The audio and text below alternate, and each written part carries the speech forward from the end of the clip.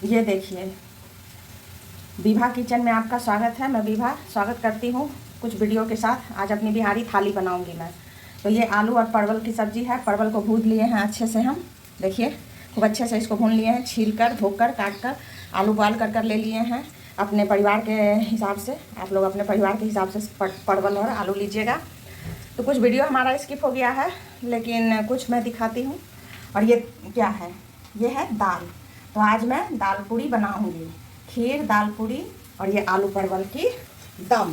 तो इसके लिए हम देखिए यहाँ प्याज भून रहे हैं। प्याज भून गया है, 2 चम्मच तेल डाले हैं, इसी में परवल भून कर निकाले थे। और अब हम इसमें डालेंगे मसाला।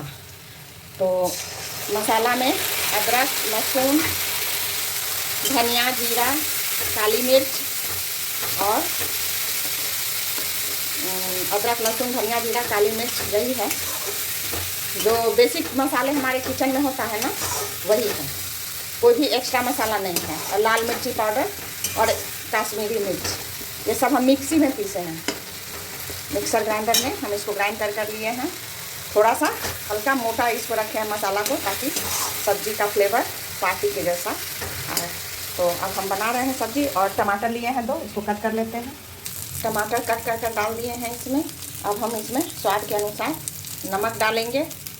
तो नमक अपने स्वाद के अनुसार डालिएगा, हम अपने स्वाद के अनुसार डाले हैं। इस तरह से मसाले को लो फ्लेम कर भूनेंगे। इसमें थोड़ा सा हम पानी डाल देंगे मसाला का ही धोकर, ताकि हमारा मसाला गले नहीं और अच्छे से मसाला भूनता रहे।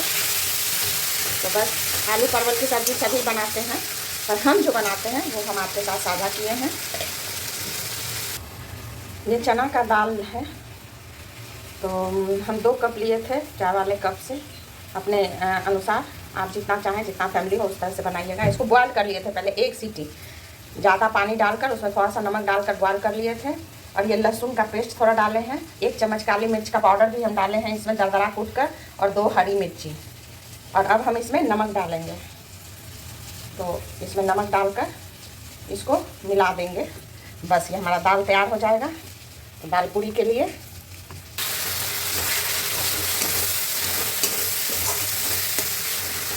मसाला देखिए हमारा भून चुका है। अब अच्छे से टमाटर गल गया है, आप देख सकते हैं, तेल भी छोड़ दिया है मसाला। तो अब हम ना इसमें जो ये आलू है ना, उसको हाथ से फोड़कर इस तरह से तोड़कर डाल देंगे।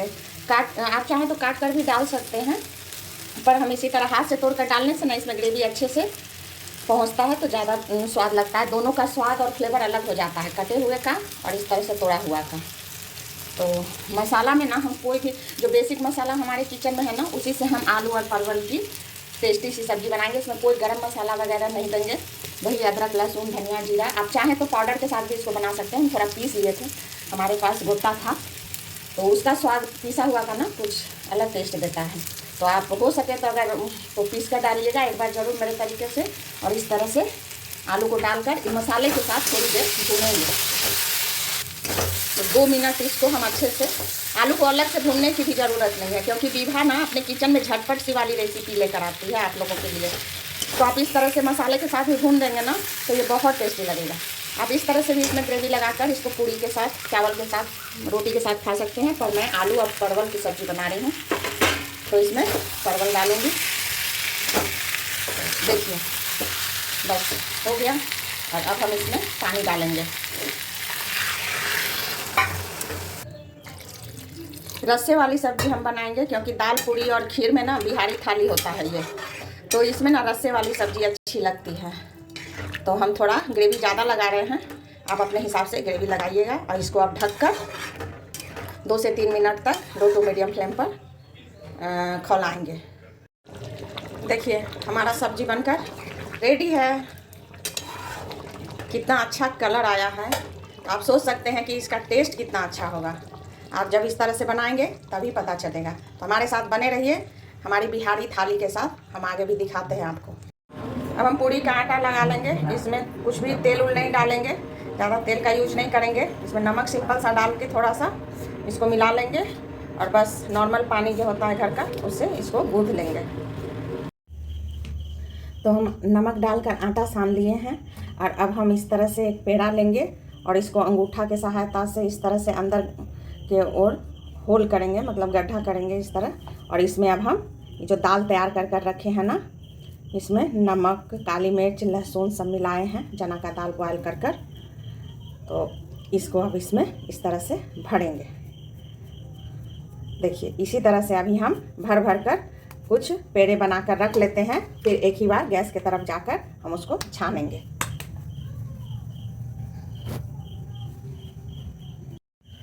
अब हम देखिए इस तरह से इसको इसमें दाल भर लिए हैं, थोड़ा सा सूखा आटा लगाएंगे।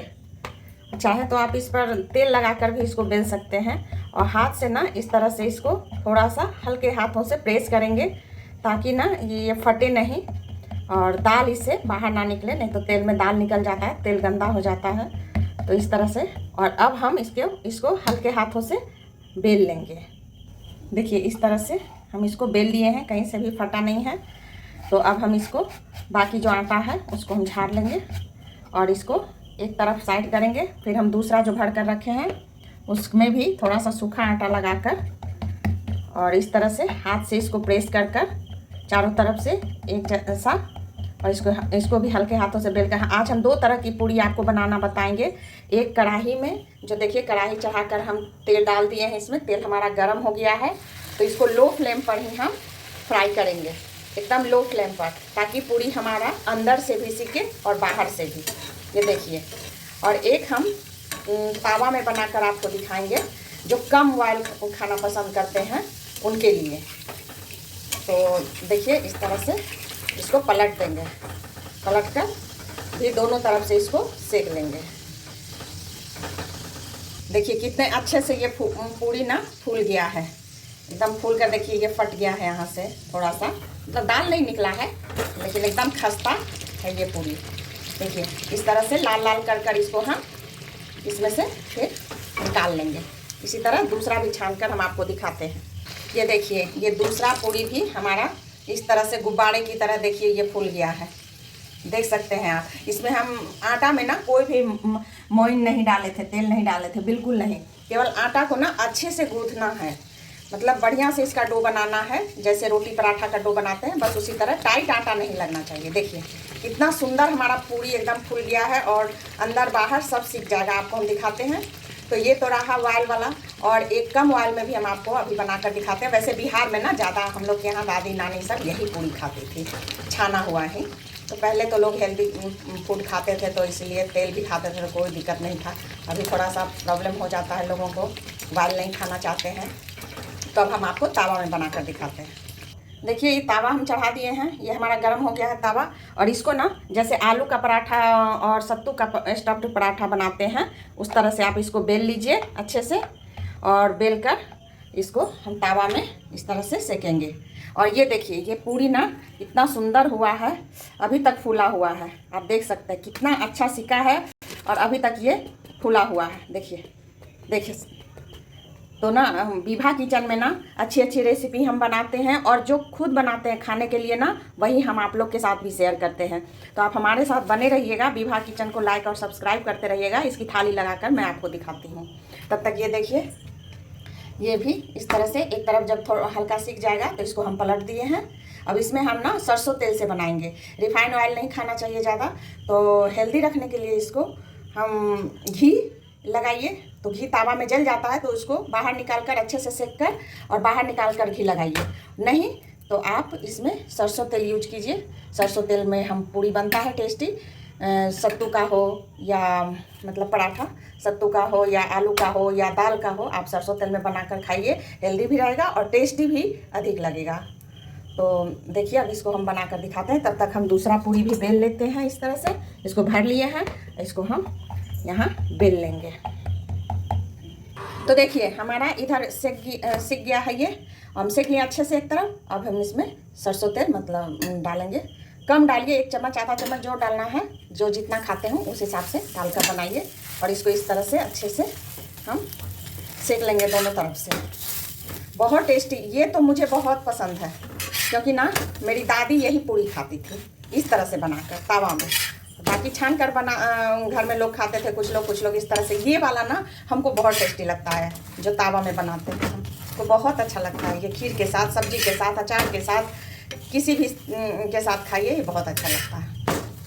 या ऐसे भी मोड़ कर हम तो गरम गरम ऐसे ही खा लेते हैं। तो विभा किचन में बने रहिएगा। मतलब इस तरह की रेसिपी के लिए, झटपट सी रेसिपी और हेल्दी रेसिपी, झटपट सी प्लस हेल्दी। और लाइक सब्सक्राइब करना प्लीज़ नहीं भूलिएगा। चलिए अब हम आपको थाली लगाकर दिखा देते हैं। एक और हम आपको दिखा दे रहे हैं इस तरह से। तो ये देखिए,